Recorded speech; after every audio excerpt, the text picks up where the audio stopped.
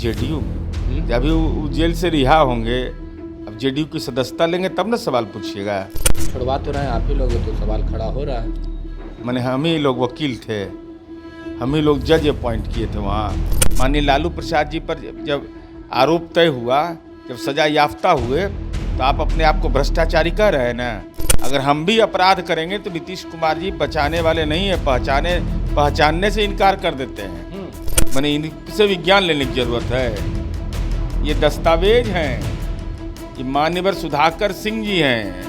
नमस्कार, मेरा नाम प्रेम है और आप लाइव स्ट्रीम देख रहे हैं। अनंत सिंह बाहर निकल रहे हैं, इसको लेकर तेजस्वी यादव साफ शब्दों में कह रहे हैं कि हम लोगों के साथ थे तो अपराधी थे और अब अपराधी नहीं है। बात करने के लिए साथ जेडीयू के कद्दावर नेता हैं, एमएलसी हैं नीरज कुमार। आनंद सिंह उन लोगों के साथ थे तो अपराधी थे और आप लोग के साथ आ गए तो साफ हो गया। नहीं, अपराध तय करने का अधिकार न्यायपालिका का है। अब न्यायपालिका के फैसले पर राजनीतिक टिप्पणी करना यह राष्ट्रीय जनता दल का मूल चरित्र है। चूंकि नौकरी के बदले में जमीन ले रहे थे, तब फंसे तो सामाजिक न्याय की लड़ाई लड़ रहे हैं। जिसे लग रहा था दलित को मंदिर में प्रवेश कराने के लिए जेल गए थे, या जो भ्रष्टाचार का चारा घोटाला में सजा याफ्ता हुए, तब सामाजिक न्याय की लड़ाई लड़ रहे थे। यह कभी टिप्पणी नहीं करते हैं कि हमने जो अर्जन किया है उसकी सज़ा हमको मिली है। भाई, आप न्यायपालिका में क्यों अपील में जाते हैं? माननीय लालू प्रसाद जी पर जब आरोप तय हुआ, जब सजा याफ्ता हुए, तो आप अपने आप को भ्रष्टाचारी कह रहे हैं ना, स्वीकार कर रहे हैं इसका मतलब ना। तो फिर सामाजिक न्याय की बात क्यों कर रहे थे? अरे भाई, न्यायपालिका है, न्यायपालिका ने कोई टिप्पणी किया है, न्यायपालिका ने कोई फैसला सुनाया, तो इस पर टिप्पणी करने, राजनीतिक टिप्पणी का कहाँ सवाल है? हम किसी को बचाए हैं, मेरा ट्रैक रिकॉर्ड है ना।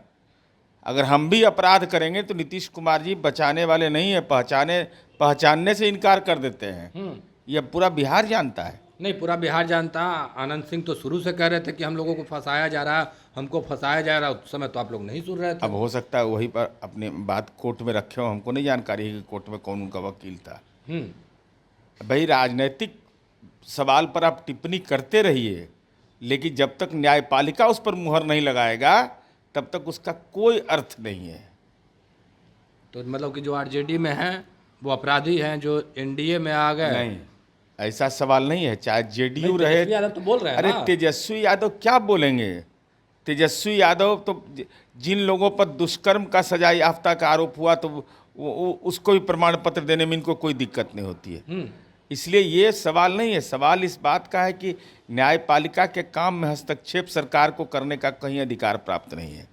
दूसरा, जो प्रशासन के द्वारा अगर आपराधिक कृत्य आप करिएगा, उसमें अगर बचाव करें हम, तो हम दोषी माने जाएंगे।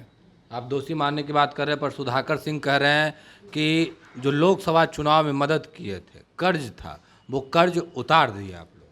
अब सुधाकर सिंह जी पर हम बोलना नहीं चाहते हैं। किसान नेता, कर्ज उतार दिए। किसान नेता है। कर्जा आप कर्ज 26,000 क्विंटल चावल की खरीद और उसके गायब हो जाने की शिकायत आई, तब इनके खिलाफ मुकदमा दर्ज हुआ था। सुधाकर सिंह पे मुकदमा? जी जी जी जी, आप बता देते हैं। पीसीसी मोहनिया से 27/4/2009 के और 4/5/2009 के बीच 2,15,00,000 की राशि अवैध धान के अवैध खरीद का मामला इन पर दर्ज हुआ। 184/2013 रामगढ़ थाना का मुकदमा है। अब हमको जरा बताए, अब वही ज्ञान दे रहे हैं हम लोग को। बताइए तो, मैंने इनसे विज्ञान लेने की जरूरत है। ये दस्तावेज हैं, ये मान्यवर सुधाकर सिंह जी हैं। रामगढ़ थाना कांड संख्या 184/2013 भभुआ में सत्र न्यायाधीश कैमूर की अदालत में जमानत याचिका 642/2013 तक। कहिए कि किसाने के लिए कर रहे थे, तो किसान के लिए लड़ ही रहे हैं। अरे जेल में से लेकर दिल्ली तक बताए ना सुधाकर सिंह जी, इस मामले में उनको जेल में रहना पड़ा था कि नहीं? एफआईआर की क्वेश्चनिंग के लिए हाईकोर्ट गए, हाईकोर्ट ने खारिज किया कि नहीं? एंटीसिपेटरी बेल इनका खारिज किया था कि नहीं? और 60 लाख जमा करने का बेल मिला था कि नहीं? उसके आधार पर 12 करोड़ रुपया ब्याज सहित बिहार सरकार का बकाया है कि नहीं? जरा ये बताएं। बताए ना। किसान, ये किसका पैसा है? तो किसान का ही पैसा है ना। और ये दस्तावेज हैं, कागज झूठ नहीं बोलता। और यह खुद अपने जो इलेक्शन एफिडेविट है उसमें भी कबूल कर रहे हैं कि ये सारे मुकदमे हमारे ऊपर हैं। चलिए, मुकदमा कबूल करने की बात करें, मेरा सवाल है कि जो लोकसभा का चुनाव हुआ, ललन सिंह मोकामा से चुनाव लड़ रहे थे, उनको मदद किया आनंद सिंह, तो क्या वो कर्ज उतार दिए? अगर मदद वो राजनीतिक मदद को आप आधार बना रहे हैं तो हम तो मोकामा में पिछड़ गए थे। तो बाढ़ में कौन मदद किया हमको? लखीसराय में कौन मदद किया? सूरजगढ़ा में कौन मदद किया? जमालपुर में कौन मदद किया? तो मोकामा में तो हम आगे नहीं थे, पिछड़ गए। अरे भाई, ये चुनाव से इसका क्या संदर्भ है? जनता ने जो जनादेश दिया उसका सम्मान करते हैं। चलिए, आनंद सिंह को बाई इज्जत बरी कर दिया जाएगा। कहा जा रहा है कि आरजेडी का दामन छोड़ दिए, आप लोगों के साथ आ गए, विधानसभा का चुनाव होने वाला, टिकट उकट मिलेगा? अभी सब हम अपने टिकट मांगते हैं तो हम दूसरा का टिकट का पैरवी करेंगे? हम तो अपने टिकट मांगते हैं। तो एक टिकट मांगने वाला दूसरा वाला को कहेगा कि हम टिकट दिला देंगे। इस पार्टी के नेता हैं माननीय नीतीश कुमार जी। पार्टी में है ना, जेडीयू में आ जाएंगे ना आनंद सिंह? जेडीयू में अभी वो जेल से रिहा होंगे, अब जेडीयू की सदस्यता लेंगे तब ना सवाल पूछिएगा। छुड़वा तो रहे हैं आप ही लोग, ये तो सवाल खड़ा हो रहा है। मैंने हम ही लोग वकील थे, हम ही लोग जज अपॉइंट किए थे वहाँ। आनंद मोहन जी के समय में यही सवाल उठाया जा रहा था। अरे भाई, न्यायपालिका का क्षेत्र है, न्यायपालिका को विचारण करने का अधिकार है। न्यायपालिका ने विचार किया।